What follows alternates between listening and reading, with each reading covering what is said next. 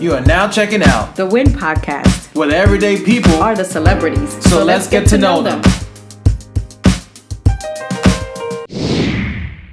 I'm an actor first and foremost, and underneath that, I am a content creator. I do a little bit of poetry, a little bit of podcasting, a little bit of playwriting, a little bit of living, a little bit of a socialite. You know, I'm here, I'm there, I'm a little bit of everywhere. That's who I am mostly. I'm just that. I'm Derick from the block. So how did the acting start for you? The whole artist. From a very young age. I want to say the third grade is when I did my first play. I played the Scarecrow in The Wiz. And literally from that point going forward, it was just like drama clubs in junior high school, and then performing arts high school, and then doing theater and dance in college, and now here after school, you know, that post undergrad life, just doing it around the city. But yeah, definitely started from a very, very young age. And funny fact, actually, people always credit me for like always knowing what I wanted to do from young, which I did. But the plan, even for me, actually did change a little bit, because initially I wanted to always be like a singer, like a musician, which is how I even got into The Wiz. Because, you know, like I just had those vocal skills back then. But then, you know, puberty hit, my balls dropped, and I didn't know how to handle my voice anymore after that. So it was like, okay, well, I just did this show that I was really good in. I feel like I don't have I can't grasp the singing ability anymore, but I was really good acting in it. You know what I mean? And that's what I took with me forward from that experience. Even though I so desperately always wanted to sing when I was younger, like I thought that was going to be my thing, and it actually still is. So, yeah. So singing was the first thing that you started noticing that you had like a gift, or like, oh, this is fun. Yeah, you know, singing was a thing out of the womb that I originally wanted to do. When I don't know if you remember Mr. Wilson back from 184, but that name Mr. Wilson sounds was so the music familiar. Oh yes, yes. Teacher. Yes. So like he looks like it was. Correct me if I'm wrong. We used to call him like Lex Luthor a little bit, like he was like some wrestler with the long hair. yes, exactly. Yeah. Something. Exactly. I remember we used to call him something, and then I remember he came out for a recorder. He was teaching us stuff. I remember he was tall. Yeah. Damn, yes. Tall, long hair, white man, Lex Luthor. So every period that we had his class, I had a singing group back in 184, and we were called Souls Around Us, and we would always like write our own music, and we would perform it during his class. And like literally, like I was like, this is going to be my thing, like when I get older, you know what I mean? And then, you know, third grade came, The Wiz hit. During The Wiz, my voice started to change. Like the day of the first performance, like I remember having to down so much lemon tea, because like literally like that's when puberty started to hit me, and by time like the last show came, my voice was like this. You know what I mean? And I wasn't up here, he's yo down. Okay, I wasn't up there no more. You know what I'm saying? You are bringing me back, because I think I was in a production of The Wiz, right? I think my teacher, Ms. McCants, was doing it in 184. Yes. This is so weird. So like, I had a big part, but I wasn't no scarecrow. No, but we were in the same show though. So this is hilarious. DJ grew up in the same neighborhood as me, went to the same elementary school, but I don't remember him. I remember him when we went to college. So cut to, he just threw me back for a thing. He's like, Mr. The Wiz, and it sounded all familiar. I was like, wait, I was in that play, but I didn't have, I was in the part, I don't know if you remember, on the aisles, there was a part where the kids came down, we had to go like this, and something like that. Yeah. I was struggling. Ms. McCants gave me, I remember Mr. McCants was like, I'm going to give you that part for Carlos, you going to be with it, you going to go like that. something like this. Because I remember. Oh my God, that's Yeah. crazy. And you was the Yeah. scarecrow. I was a scarecrow.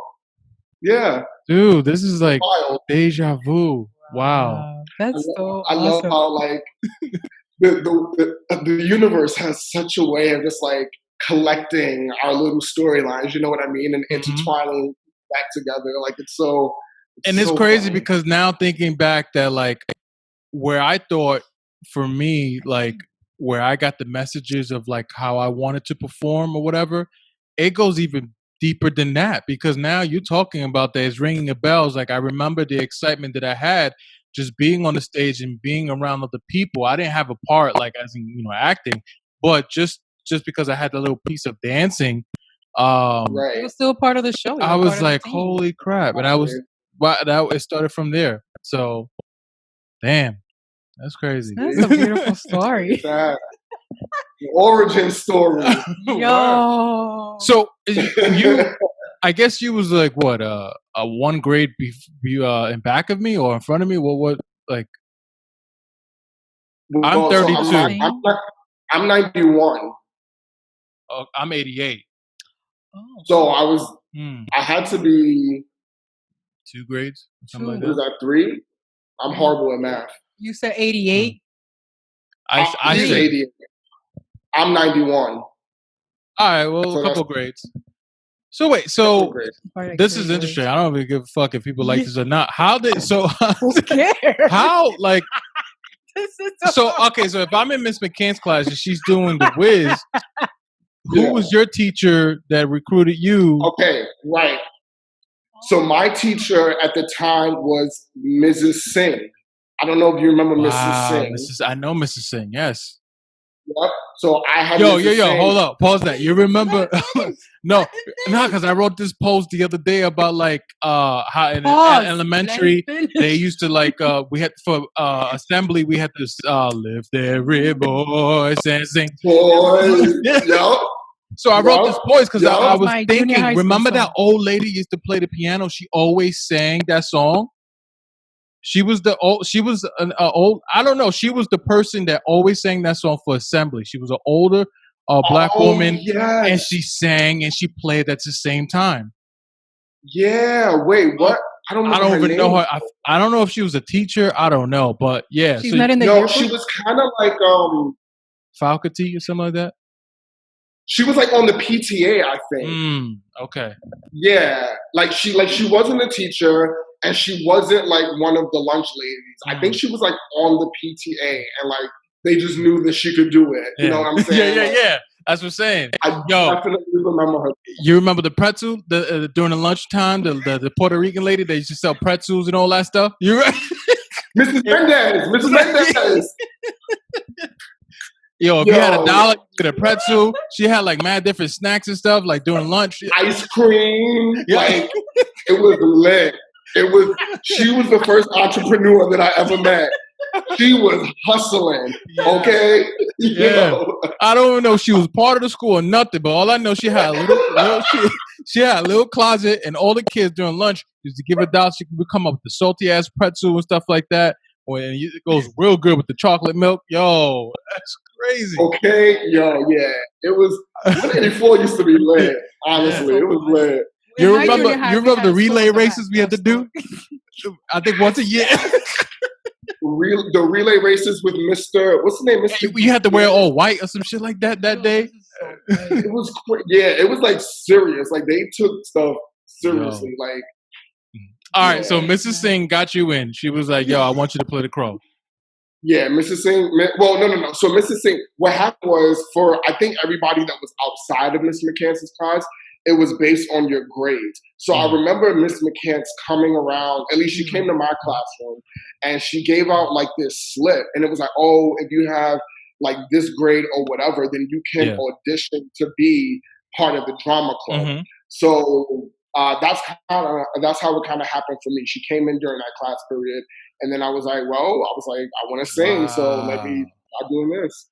Yeah, dude, it's crazy. Damn. So yeah. And then did we do any other? I don't remember doing any other plays after that. I don't think. I don't remember either. After, look, so I know that there was the Wiz. Then I remember the Miss McCann. She wrote her own show. I Mm, think. I think it was called like "It's Your Choice" or something like that. okay.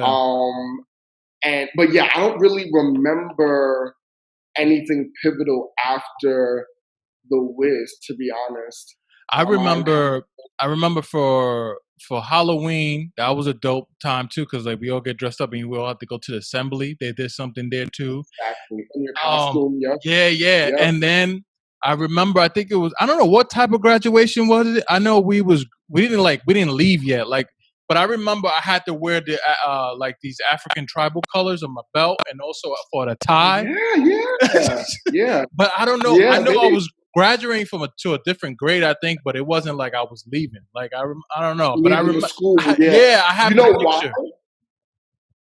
I wonder, while you were still there, is that when they put on the extension of the sixth grade as well?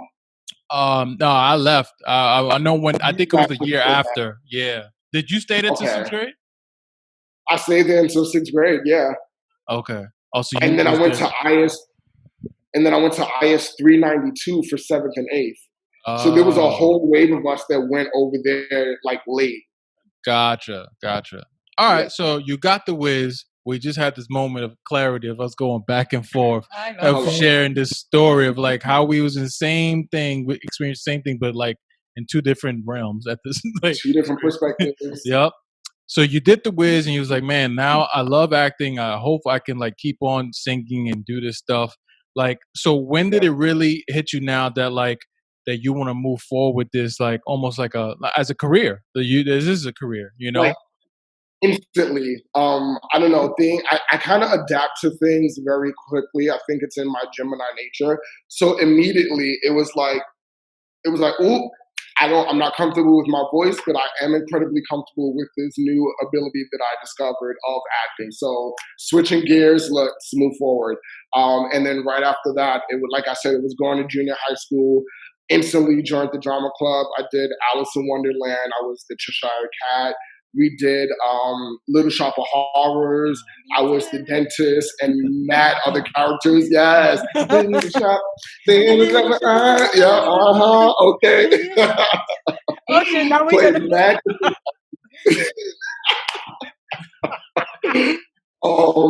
Yeah, and then I think I was only there for those two shows, and then after that was Talent Unlimited, right? Junior high school, high school, Oh yeah. wow! And then, Were you yeah. in Talent Unlimited with Victor and Leanna, Tree and Voice? No. No, they're No, way but I younger. was Way there older? with Oh. Victor. My freshman class was when Victor came back to shoot A Wilder and the Bee.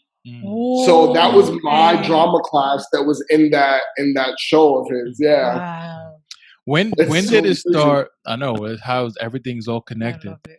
Yeah. When did it start? I guess I think in the beginning a lot of us do it for fun, and then as we get older, we still do it for fun. But then it reaches like a deeper level for us when we get older. Once we start studying the craft and also digging within ourselves. When did that switch for you to be like, oh, this was always fun, but hold up, this is changing gears now to something like I have to look within. Literally, junior high school. As soon as I left 184 and got into there, and all I cared about was drama club when I was in junior high school. Like I was a good student, I got good grades, but the most impactful part of my day was when I was going to rehearsals. I just from a very young age, I tell people all the time that like I feel like I arrived in this life with my blueprint. You know what I mean? Like just already knowing. So that's why like I was always comfortable moving through life because I always knew what I wanted to do. I always knew where I was going to end up or will end up eventually. So I never really had any doubt along the way. It was always just like, stay on this road and you will get there. You know what I mean? So from I was almost the Rachel Berry, like that's the main character from Glee. I was almost her in all of my drama club experiences because everyone else was there like, yeah, like we're here to have a good time. And I had that air about me too, but people could very much see within me also that I was taking it very seriously. You know what I mean? Like the teachers knew, the other castmates around me knew that I was very serious about what we were doing. You know what I mean? So yeah, from junior high school is when that really sank in. Yo, I can relate to that too. I commend you on that, man, because Yeah. like I feel like I always it always been fun, and I could always like joke around and stuff like that. But it like there was a difference in me when I'm like I wanted to get the work done. Like I could Same always here. have the fun. Mhm. That will always be there. We could joke around, but I don't know. I'm a very serious person when it comes to like comedy or something, or I'm working because I want this to be good. The fun will always be there, and then finding people that I guess see it the same way is always like a struggle sometimes. So you saying that, man, is like it speaks volumes because Mhm. people need to realize that it's good to have fun, but there's a serious aspect to this. Or if I've been in acting classes and I see like I could just tell who's the serious ones and who's like just there for whatever. I always try to push myself to the people that's just as serious as me. Yeah, because they're in the Exactly. same mindset that you are. You want this. Yeah. You want to go further with this. They're just taking it as, oh, this is a class. I'm gonna have fun, and that's it. Mm-hmm. But you want more out of this. You want a future out of this. You know. Yep. Absolutely. So you started acting and all this. Now you have you had the New York Dose, and I just want to jump into what made you start with your own podcast. 614 things. 600. Well, she messed up. 614 things, right? The way he does it totally. Oh shit! 600. I mean, you're technically right. You're I'm technically doing it right. how I read I can't take that away from you. You were technically right. So introduce your podcast the correct way and what it is about. I never read it that way. That's funny because I always heard him say it. That's why I never read it that way. But go ahead. No, that's so. I love that. Honestly, I'm sure. So there was a period when the New York Dose took a break. I can no longer remember why we went on a break. I don't know if it was like a natural break or if something happened and we needed to take a break. But nonetheless, we took a break. Right. That was at the end of 2019. So when the beginning of 2020 came around, I just had certain. So at the end of the year, I had done my first. What do they call those board? A vision board. I had done my first vision board at the end of the year. I was really tapping into myself spiritually on a level that like I had not explored previously. And yeah, I don't know. I was just really looking in. So I was like, okay. I think it was a natural break. I think it was a natural break that the New York Dose went on because I was like, okay, while we are on this natural break, let me just really, really do something for myself. And I think also at that time, Addie and I had spoke about the fact that we needed to continue expanding our personal brands and bringing that influence back to the New York Dose as well. So I have been in podcast life like for so much and for so long, and there's always things that I want to discuss. However, I always felt like the New York Dose was not the place to do it. You know what I mean? So I guess at that point, it just clicked for me. It was like, you can literally just start another podcast and talk about the things that you want to talk about that you feel like does not have space on the New York Dose. You know what I mean? And it's not anything crazy like, oh, like Addie won't let me, or like she's like beating me behind the scenes or anything like that. It's more of the fact that like we have a certain, the New York Dose has a certain atmosphere. And for me to get on there and speak for like 10 minutes about me just running really just makes no sense branding wise. You know what I mean? Because at the end of the day, we're also very head smart and we think about things like that. So on 614 things, it literally, I didn't know what I was doing, and I literally say that in the like the little intro for or whatever. You know what I mean? I say I don't know what the fuck I'm doing. I'm just doing things, and that's literally kind of how I move about the city. Sometimes, like there are random times when I'll just like go to a movie with friends, or like I've been having conversations with people, and I am hearing more and more how people either like stick to their boroughs, or they just go to work and go home, or they just go to work, do their hobby, and then go home. Or like there's a lot of people that I was talking to that were living these very like how can I say this? Not like limited or restricted, but just like confined Robotic. lives. Yeah, Okay. very just like routine, mundane, you know. And it's like we dead ass live in the greatest city in the world, and even if you don't live in the greatest city in the world, there are literally things that you can do in your everyday life to spice it up just a little bit, you know. Again, like I said, I had created this vision board. So like I knew that I wanted to start like exercising and just like doing other things. So I was like, okay, on this podcast of mine, the main thing was running for me because my best friend RJ tried to get me to run for years. I never entertained the idea, never wanted to run around a racetrack. I don't know, something about it and my mentality was just like, that's not for you. Like even when I go to the gym, I avoid the treadmill. I love the elliptical, but I avoid the treadmill like it's Corona. So like I was gonna say like the plague, but I guess the plague is a little out of date, you know. But yeah, so I watched this movie called Brittany Runs a Marathon, and I know a lot of people that did not see that movie because like it looks like a very pasty movie. It's just like white girl that loses weight and blah blah blah. But the movie is so much more than that. It's actually about like friendships and like identity and like blah blah blah. Hidden underneath the guise of this girl that's like running, you know. But that I can really say that movie like really inspired me. So I get this idea to do this podcast, and the first episode I throw up is about me running in the hood, me running in my neighborhood. And I just kind of reflect on the fact that like I have actually never seen anybody like go for a run in my neighborhood. Like I see people go running when I'm in Williamsburg or downtown Brooklyn or blah, blah, blah. You know what I mean? Like the white people are out all the time running around their neighborhoods, but it's like we like, first of all, we don't have any like fucking chopped salads or anything like that in my hood in Brownsville. I feel like it's very hard to stay healthy.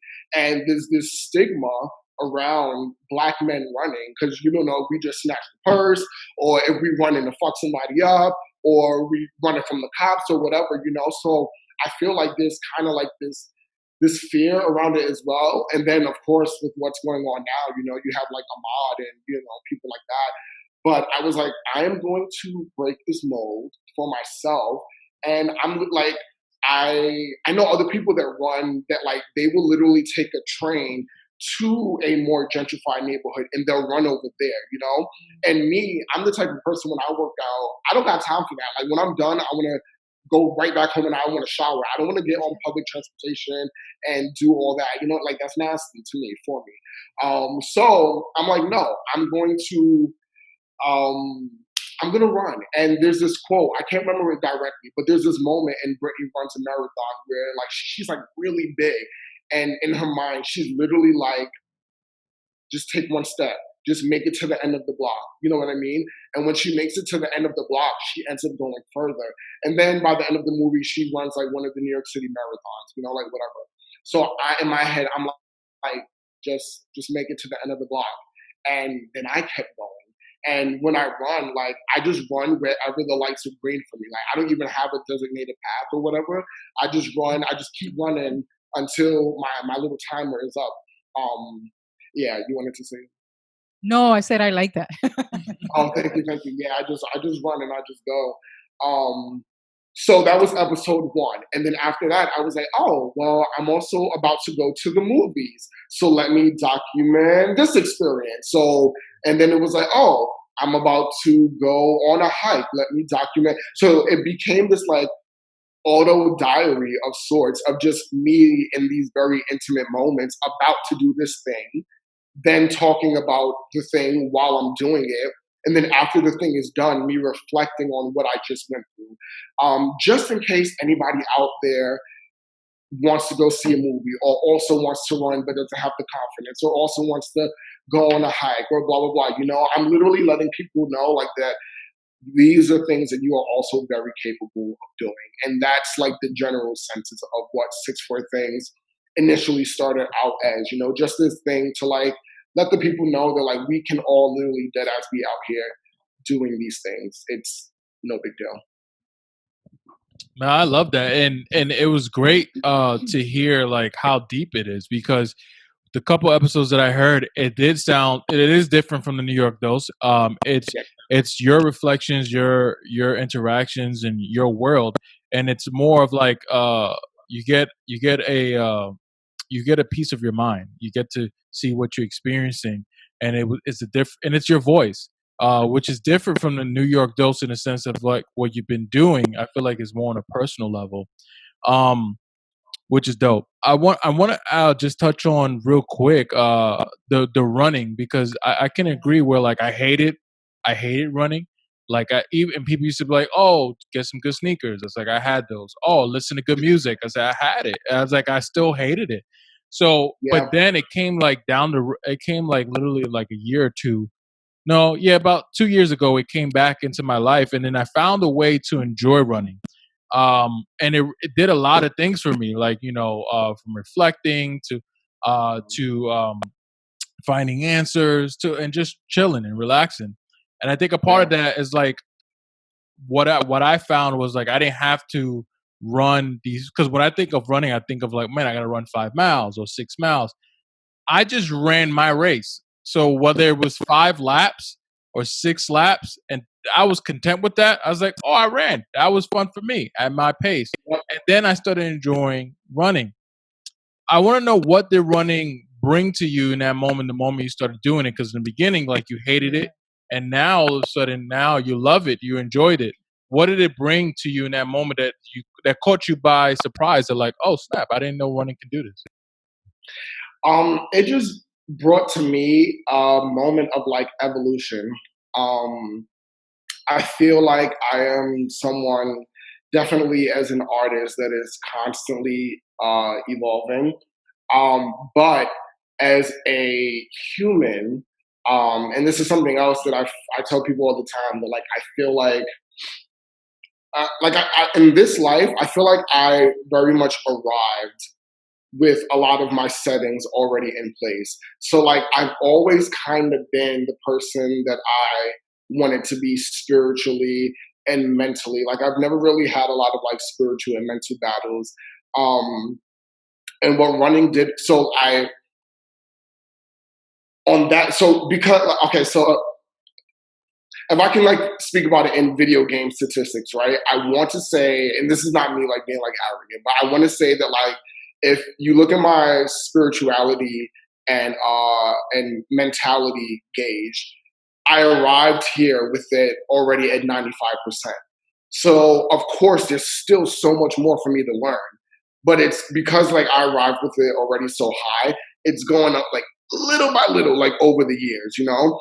So what running did for me was as in the physical realm, that I felt like I evolved like a lot. It was like, oh, you can do this. Like you as a human, you can adapt this stamina. You have this endurance, because I also just like to play little games to myself of like, oh, if I'm like in a post-apocalyptic world, how long will I survive? You know what I mean?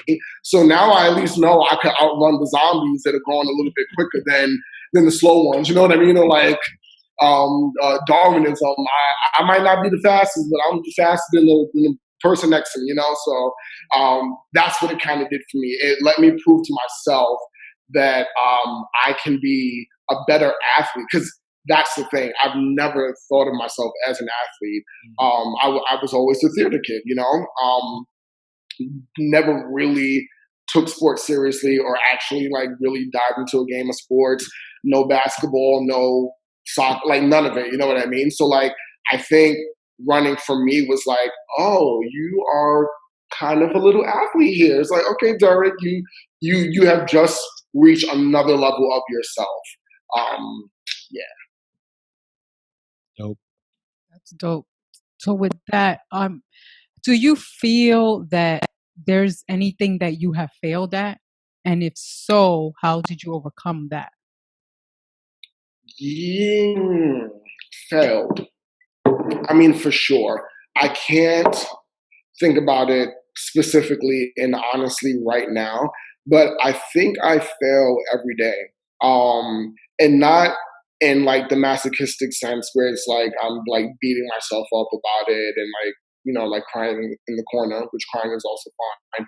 But more in the sense that like I feel like I'm failing forward every day. If I can just look at it on a minimal scale, there's a list of tasks that I create for myself every day. And especially right now during quarantine, if I have like a list of 10 things, I'll probably get one thing done for the day. You know what I mean? And that's such a complete flip from how I was moving beforehand. So I'm failing in that sense, in the sense that like I feel like I have slowed down significantly, and I'm not getting like as much done, at least like on my scale factor. However, I also put into perspective that the world has also stopped significantly, and the whole entire world is not doing as much as it wants to do, and I can't, as much as I want to, exist outside of that realm. So if I don't get it done today, I'll get it done tomorrow, and I'll do it at my own pace until things pick back up on a whole general scale. So failing forward in that sense, and just knowing that like I do have a tomorrow, as much as I feel like it's not promised, but it is there. With that said, with everything that's going on now, with the pandemic, with the whole Black Lives Matter movement, how are you dealing with it right now? And how is affecting you, and how are you able to overcome those things that is affecting you? Yeah, I generally feel like I always have an interesting perspective when it comes to global situations like this, because again, I have my mentality and my spirit is just so so sure, so certain, and I don't know, I feel like I'm at a different place than a lot of people sometimes. So like I have honestly been great, like I've been a-okay. The minute that like all of this started happening, I mean, the only thing that kind of like tripped me up a little bit during Corona was my grandmother died, right? So that was that. But like even the way that I dealt with that, like I saw it as more of a transcendence for her, and I was very much at peace because we had beautiful conversations while she was in the hospital, and I was just like really okay, and I lived with her, so like missing that presence from a household can be very traumatic for a lot of people. But like it almost kind of feels like she's still there. So that's that. And then now with the whole like Black Lives Matter thing that's going on, my immediate response to that was, like I've been Black my entire life. So I have been celebrating every day. Like I've been telling people that everybody has their own particular roles and everyone's gonna play their own part. I spiritually have not been called to any of the protests and things like that. And I couldn't put my finger on it at first, but like in the very beginning when they were happening, I had this imminent feeling. It was like, Derick, like don't end up near any of those. It feels like a trap. And I didn't know what that was. And then a week later, there's a white guy behind you. Be quiet. Be quiet. Yo, put your phone recording. Your phone recording. Your phone recording. Yo, once you said that, it's like boop boop boop. You do? Okay, right? So he got a helmet on. Mad bright. Like, oh, you've been Black your whole life. Well, today it's gonna be the last day you've been Black. Yo, the universe always on cue. So that was sketchy though, not for that, because he just went straight back, looked in, and came back across, surveilling the scene. Yeah, make sure you got all your phones recording right now. Can't in this day and age. But I couldn't put my finger on what that feeling was. And then a week after that is when we all figured out that like there were, just like bad white people like infiltrating these protests and undercover cops that were starting all the violence and blah, blah, blah, trying to paint this picture that like it was us that was like really being chaotic when the majority of us were out there being, peaceful. So I was just glad that I listened to my spirit, because like in crowds, I'm just a very different person. Like, I don't deal with crowds very well. So it was just like, I don't need to be near that. But I commend everybody that's out there doing the damn thing. Right now, I feel like my place has been to just repost on social media the things that I think are important, and the things that I think that a lot of my followers that might not know the information, that they see it. And also, I have a very high level of patience. So right now is not the time for, anybody white or whatever to really be reaching out to other activists and blah blah blah, and asking them, oh, like, what am I supposed to do? How am I supposed to feel? Can you send me research? Blah blah blah. Right now is the time for everybody to really be doing their own research. You know what I mean? But I have had the patience during this to have those conversations with my white friends, with friends that don't understand, and like blah blah blah. So I feel like that's been another role of mine during this, because I normally don't have these conversations all year round. Whereas I have activist friends that are right now, they're tired because they do this kind of work the whole entire year. So now, of course, because this is happening, it's a spike, and they got mad white people in their inbox, and they're going crazy because the whole world was on quarantine. So it's like, for them, they literally just went from a moment of peace to now every day someone's in their inbox asking them, how can I do this? How can I do that? Blah, blah, blah. And it's like, baby, like, I'm not the white messiah. Like, I'm not the one that's supposed to be telling you this information. But I, however, feel like because I don't do this work all year round, I have the stamina right now, and I have the patience to have these conversations with people. So that's been my other role, I feel like. But other than that, outside of that, I've been celebrating myself every day because it's also my birthday month. Okay, hello, come nice, on. happy birthday, Mom. Happy birthday. Right?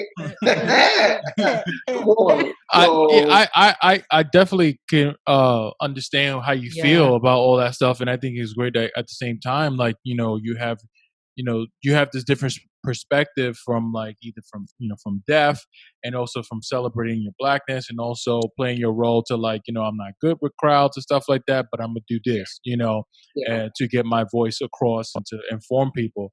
I think a big thing for me that's always shocking is just how people think. Like, am I mutual friends, and like, not even like, it could be white, it could be brown. It's just Facebook friends, Instagram friends, like the people that don't it's not about agreeing with you, but how they're seeing things. Like, from the killings that the police has been doing, I can understand that there are good cops. We're not saying that they're not good cops. We're talking about the bad cops that do their job horribly, that cause these murders and these deaths.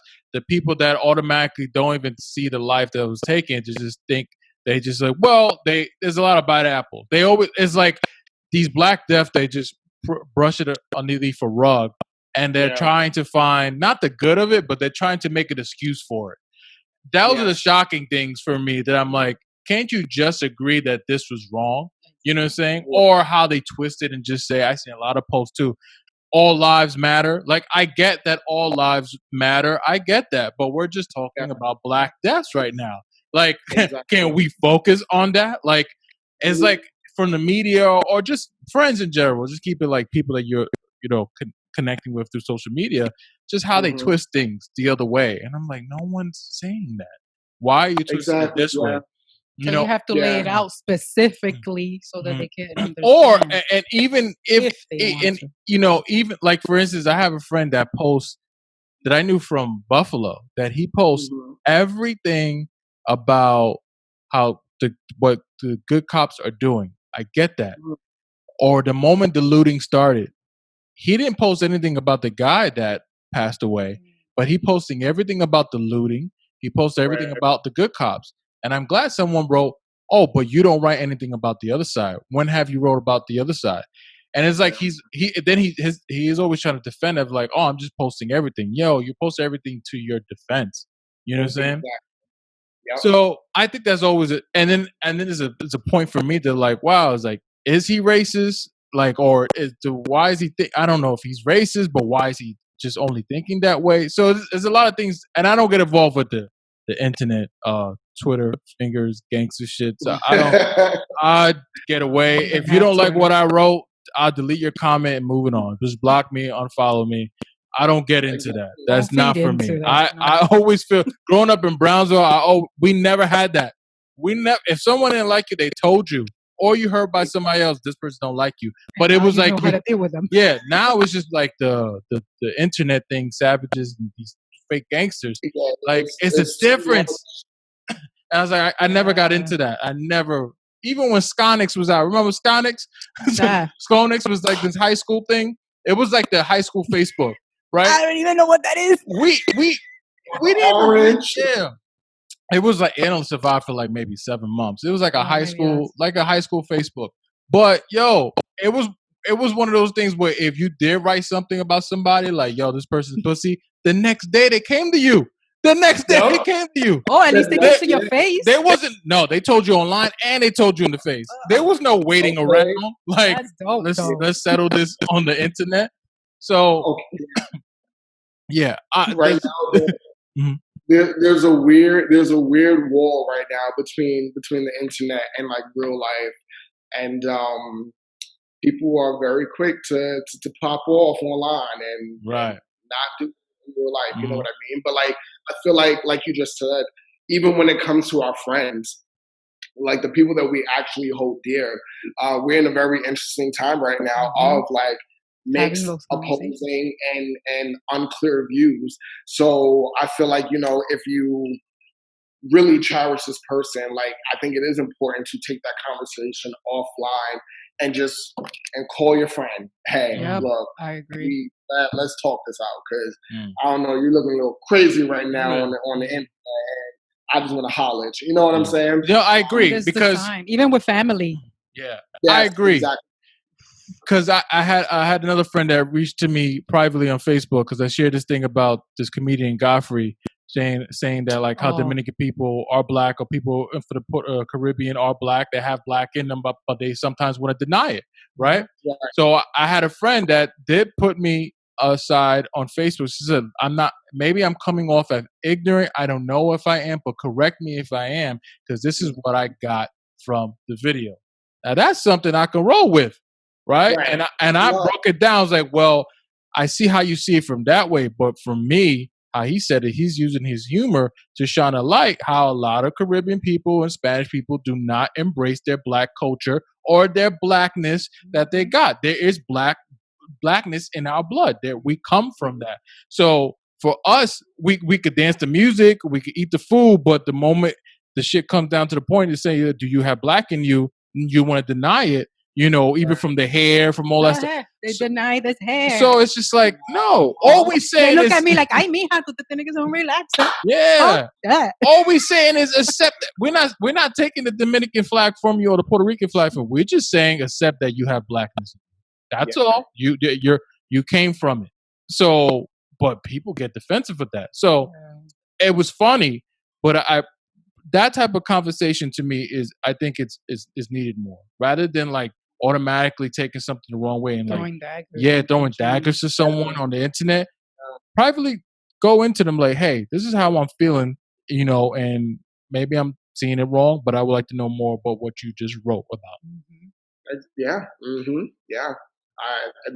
That's when the conversations are good. That's when the energy, is gonna move in a light where you both won't leave drained. It's coming from a place of, I authentically want to learn. Like can we discuss? Can we dissect? And I think those are important right now for sure.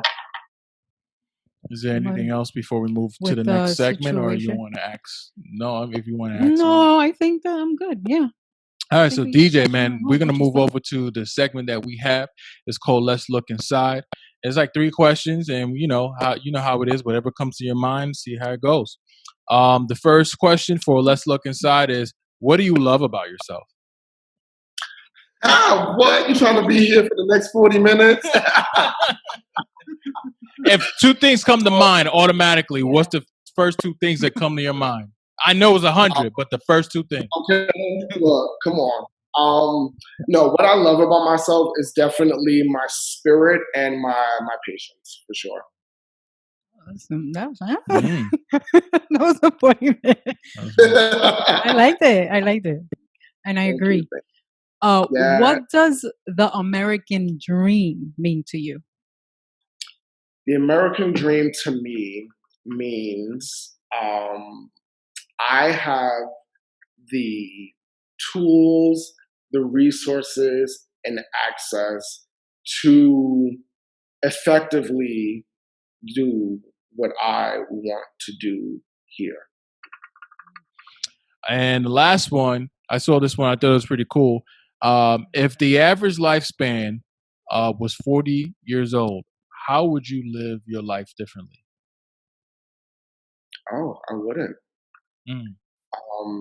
Yeah, I celebrate a lot. I'm not often angry or upset. I don't harp on the past. I literally move forward, and every day I feel like I'm running out of time anyway. So like I literally live each day almost as if it's my last, So And I was going to mention something to you too, because you said there was a moment during quarantine that like you're so used to like if you have 10 things on your list that you will do 8, and right now the numbers is different. Like you have 10 things, you're doing 1, and you're like, and I was going to say, man, that's dope, and that's okay, because like from the years that I've known you to every time the things you're sharing, 1, you don't sleep. 2, you always on the go. 3, you always got something to do, and like you always been from point A to Z, attacking everything. And I think in this moment, I think for a lot of people, but specifically for you, you use this time to like, I don't know what you've been doing for the last 2 months, but use this time to celebrate, to chill, maybe catch up on sleep, rest, plan forward. This is the perfect time because you don't have all these schedules and stuff like that. And it's okay because it might probably feel different for you because you're like, maybe in the beginning you was like, oh, I'm not used to this. But it's great to have that moment because you re-energize and reboost for the next phase, Yeah, no, thank you for that. I definitely agree. It was difficult to accept at first, but I quickly got into the mode of okay, yeah, let me just absorb all this rest and whatnot and like da da da. But I think now I'm just at a point where I think the phase that I've been missing is the planning for after now. You know what I mean? And that's what I've been wanting to get to. Like I want to get back to some sort of schedule where I start setting things back up for either the way things used to be or the new normal that's to come. You know what I mean? So like that's where I'm trying to like mold my head right now. But I do think that like by the end of this month, I will be in a space mentally where I'm ready to really get back on the ball. But I wonder.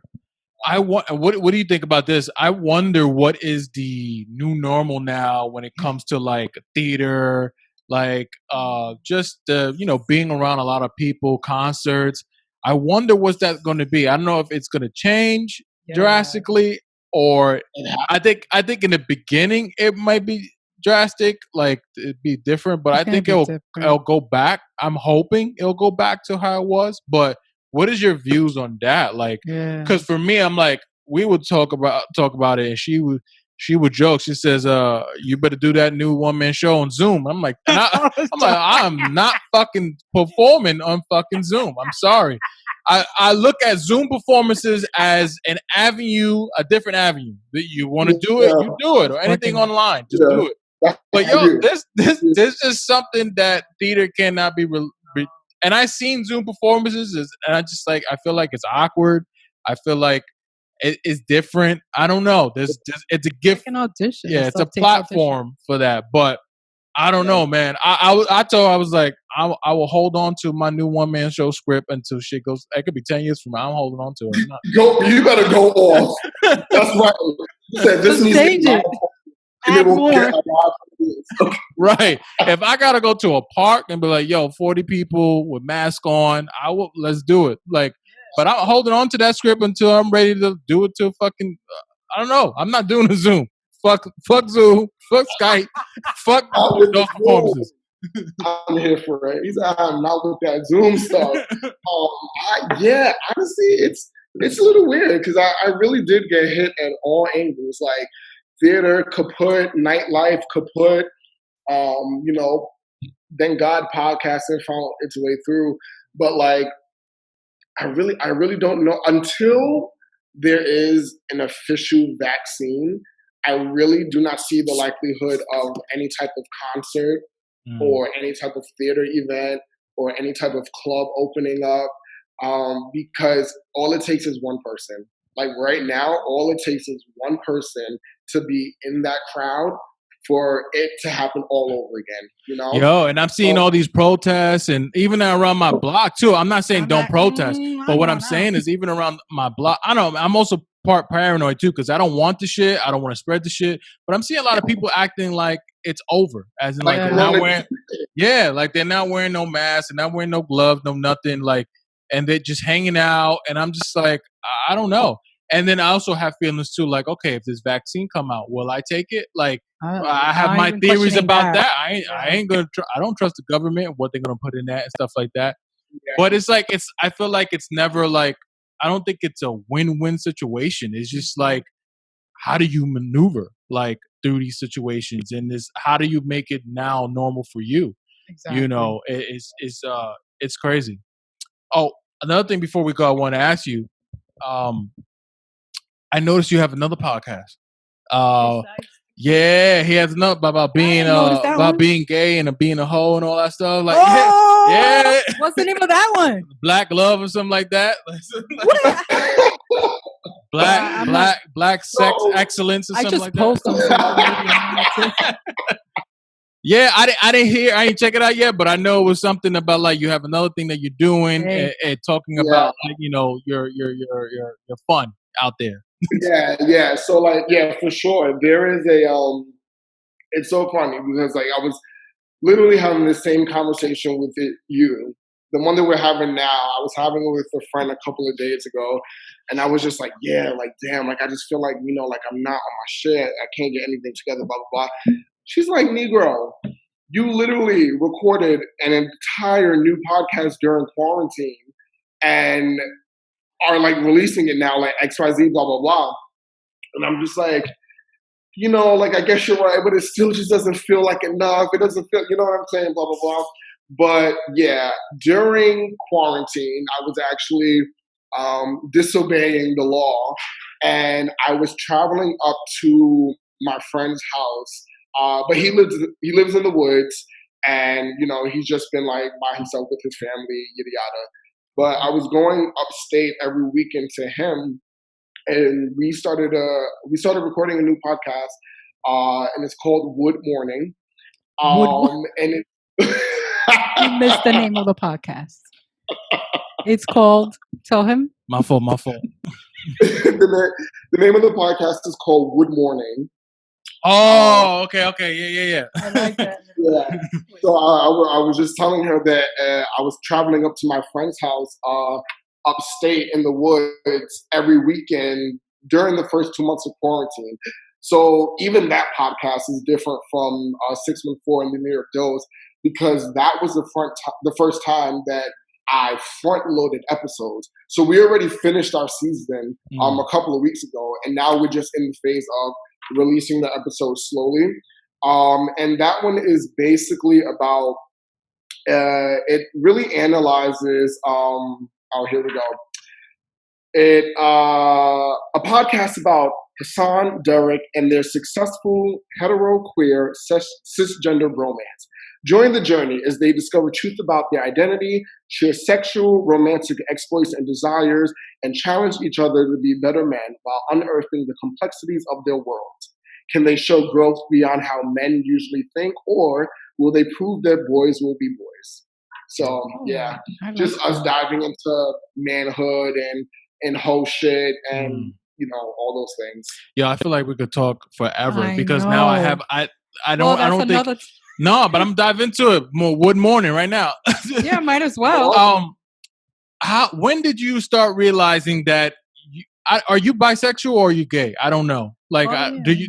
You know, I'm gonna be completely honest. I don't know either. I just put it underneath. Hey, I don't know what's the titles, right? Like Yeah. I like, because at one moment I'm like, oh, DJ getting coochie. I'm like, the other minute, oh, he getting dick too. I was like, oh, he got dick and Yeah, coochie. yeah. So it's So like, I was explaining it to my co-host because this also comes up on our show, and the way that I explained it on air, I was saying that I feel like for like the world and just to make things easier, I identify as gay like publicly, Right. but like I definitely am not like a they call it like gold star gay. It's like the ones that like we're just like gay all their life and will never Gold go star near gay. anything like that. You know what I mean? But I'm definitely like I'm not a gold You're star gay Grubhub because gay, right? So you're like, one day you want some coochie, and then until you order it, and then the other day, next day you want some dick. okay, you know what I'm saying? Dick with some mashed potatoes. It's like, oh, they got that. It's over. All right, Oh, you're sometimes Grubhub gay. All right. I'm pescatarian, so I do love fish. So you know, it just Damn. get real. It's Whoa. real. It's real different. But like I gravitate like in everyday life. I gravitate more toward men for sure. Like I can be a slut with men. You know what I mean? But I will see the occasional couple of females where I'm like, oh, I can see myself with her. You know what I mean? It's just that I'm just not as open about my female selections anymore. But with guys, I have like an array. I'm like, I can fuck him, da da da. With girls, and now literally has to be a very specific type. But I'll still do it, you know. So, Do you see? Go ahead. Go. How about relationship wise? Yeah, that was Who my do you question. see? same thing on both scales. Men. Honestly, Oh, like, either or. I can, yeah, I can very if I end up with that specific female, I can. I'll tell this story super quickly. You know, so like this was like maybe like 2 years ago, so like whatever. But like I ended up at this party, and one of my ex-girlfriends was there, and literally before she got there were these two guys that walked in, and you know we were just giving each other the looks, blah blah blah. And I'm like, all right, I'm definitely going to end up in an orgy with them by the end of the night, like it's gonna happen. And then she walked through the door, and like literally, like, and not even like on purpose, but like my spirit like flipped. My spirit like flipped, and I was like all over her. Like we ended up doing some things like da da da, and they were just the guys were like out the water for me. You know what I mean? But it's like it really just kind of depends. Like I can really jump into. Is that her shirt that you're wearing now, or? No, this is actually mine. You can imagine though. You can imagine. This is very, you know, Victoria's Secret, very lacy. You know. Yo, I'm glad we're on this topic because I there's want to test him about his fashion sense. Okay, great. Because I was gonna attack that because I was gonna attack that, and then I also want to talk about hold that fashion thing because go hand in hand. When did you start noticing that you was attracted to men? Because let's face it, we grew up in Brownsville. It's tough. They'll make fun of you, blah blah blah. So when did you start realizing that you was attracted to men and that you reached this point? It was like, okay, fine, I like men. Yeah. So again, just going back to like me and my spirit. One of the things, and this is not to put anybody else down that has gone through just like hardship and shit, but a lot of my gay friends, they tease me and they hate me they say that I cheated because I did not authentically start liking men until my sophomore year of college. And the way that it happened, I literally just slid into everything. Like, just long story short, I had a friend.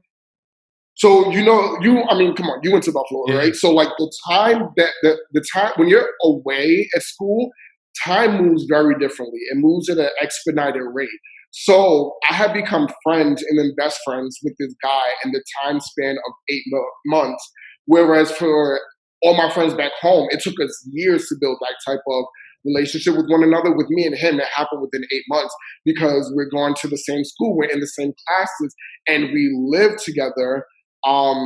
Actually, you probably know my ex. I think you know my ex, Rick, or like my first boyfriend was Louis. His name was Louis Sepulveda. He worked in like the student. Okay, yes. He had like long curly hair or something like that. curly hair. Yes, Yeah. So yo, that yeah, theater club was slutty. Okay.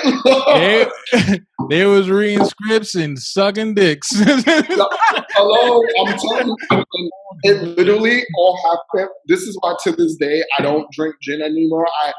I jokingly blame gin on me being gay because we were at a gigantic theater party together. Everybody was playing spin the bottle in a circle, so it was like girls kissing girls, guys kissing guys. Like it did not fucking matter. But I blacked out, and I woke up the next day in his bed. And he was like, hey, and I was like, whoa. I was like, what the fuck? Like, what happened? Like, da-da-da. And he's like, no. He's like, like, you're fine. Like, you threw up. I took care of you, like, da-da-da. And I was like, okay, cool. But I think from that moment, like, that level of like, care played in my brain for, like, the next week after that. And then, like, the way that we started looking at each other, like, after that. And he told me that we made out that night. I didn't remember that, but having that knowledge in my head also played a role in the way that I started looking at him afterward. And I remember explaining it to his best friend at the time. I was like, I feel something higher for him. Like, we're already best friends, and the word gay didn't even come to my brain. You know what I mean? But I was like, I'm already best friends with him. I was like, but I feel something higher, and I don't know what that level of friendship is, but like, I want to be there with him. And then 2 weeks after that, we ended up like fucking one night, and it just all happened like very seamlessly. And literally on my next vacation home, I was telling all my friends, I was like, yep, so I got this boyfriend now, like da-da-da. Like, it was all very, like, seamless for me. So you felt once that happened, you didn't feel anything wrong with yourself. Like, all right, now I want to go to the next level because I'm feeling it with him. Yeah. And then no, I didn't feel wrong. I didn't feel bad. I had a girlfriend at that time on campus. I was like, I could have been all sorts of fucked up, but I really wasn't. Like, I'm someone that I will really go with my gut. You know what I mean? And my gut led me to him. And so now you go back to Brownsville, and you don't have to say it, but if people ask, you're like, yeah, I'm whatever you want to call me, I'm that. Was that hard for you, or you just like, no, I'm. Oh yeah, no, for sure. I always say I went on a world tour telling people that I had a boyfriend. You know what I mean? Like, I was taking friends to dinners, to diners, to out for drinks, and I was like, yeah, so let me just show you this picture. And it was a picture of me and him in bed together. Like, I was celebrating. I was happy. I was just like, because again, for me, I think, to go back to our earlier point in our conversation, I think I looked at it as an evolution for me. Like, it was another part of me evolving as a human being. And I was like, woo, Derick 2.0, like, let's go. I'm ready to live this. You know what I mean? Like, what is this about to be about? So, yeah. Now let's go to the fashion. You always, I noticed, had a sense of style. And I was a creeper, and I was going all the way back because I didn't know you back then. Hey, you better chill, because he'll take some coochie. I was like, FBI. He's still out there taking coochie. When is a troublemaker?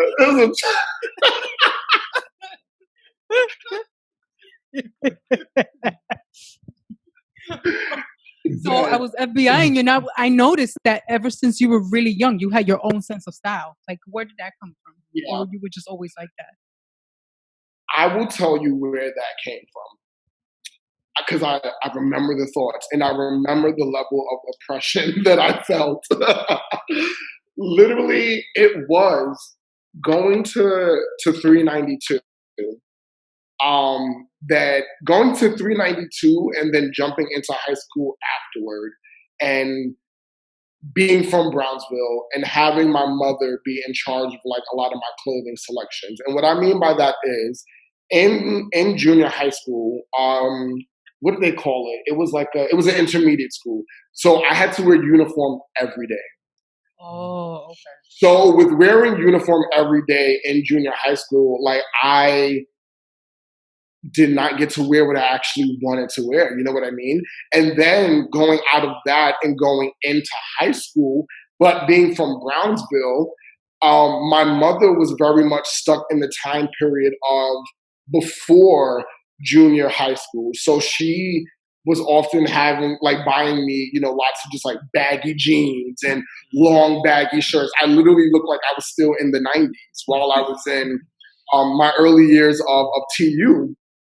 And I don't think it was until sophomore year of TU when like Paramore, like Fall Out Boy started coming out. Like I started to get a little into like punk rock, and that's when I started experimenting with like what I was putting on my body, clothing wise. Dyeing and bleaching my hair, blah blah blah. And from there, it was just like a jump, just like really dressing myself, putting on whatever I wanted was the slogan that I went with. I wasn't trying to ever be fashionable. I had just come from so many years of wearing uniform that I was like, I'm going to put on whatever I want. And sometimes for other people, those pieces hit, and sometimes they didn't. But I was always happy waking up in the morning and throwing on whatever I wanted to. And I still continue that to this day. Like I get a lot of questions from other people where sometimes they think that I'm into like fashion and fashion life. And literally to this day, I cannot tell you what the trending thing is or like what, I don't look at magazines or whatever. I literally put on whatever I want and whatever makes me feel good for that morning, and I rock out. What I love about it is that there's some things that I'll be like, I wouldn't wear. Like he'll be like, I wouldn't wear it, but DJ, it looks good on you. Yeah. No, because you wear it well, and it's just you. I appreciate that. Yo, every time I look at your pieces, I'm like, I laugh. I'm like, yo, DJ. That's when I thought like he pushed it and like he pushed it up, and like you could make fun of it, but I always say, I'm like, but it looks good on him. Like he is the only person that can pull that off. Like I will look stupid wearing that. Like I don't know. But for you, it's like you pull it off. It's just you. Like and I always say that. I'll just say, yo, just when you thought you had it figured out, like nah, he pushes to another level. Like I can't like the blonde. I can't do that. Like to me, I could do it, but to me, I don't feel like it won't fit me. Like when I wear my hats, like I feel like those hats are a part of me. Like it goes with me. And so it's me. Too, yeah. So like you doing your style, I'm like, that's DJ. Yeah. Like I don't even so like it's not yo, it's not even like, yo, what are you doing, son? Like, what is that? It's just like, all right, cool. Well, that's him. That's your fashion. It's DJ. It's not you're not about any it's DJ. Yo, if you come up with a line, it's DJ. It's DJ. Okay, look. Hey girl, we're gonna have to talk. We're gonna talk about copyrighted. But yo, DJ, man, go ahead, go. Sorry. No, I was just saying I really appreciate that. Thank you, because like I said, there were just many years where I did not get to feel this way, and now I finally do. In my adulthood, and it's great. It all starts from within. There's some things that I might look at where I'm just like, that might be a little crazy, but I like it, so I'm gonna do it anyway.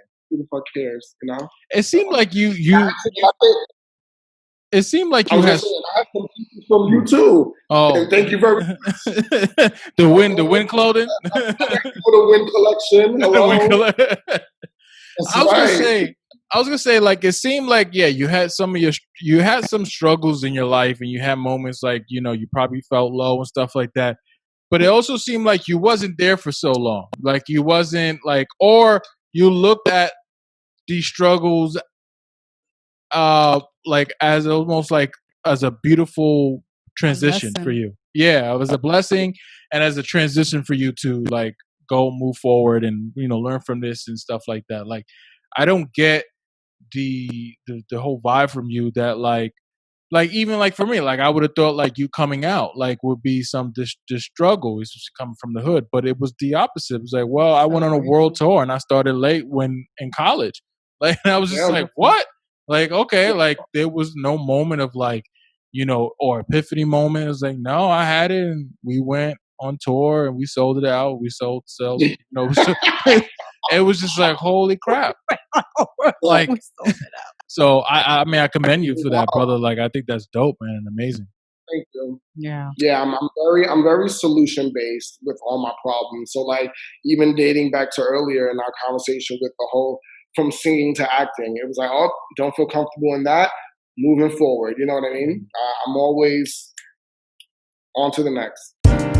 You are now checking out The Win Podcast, where the everyday people are the celebrities. So let's get to know them.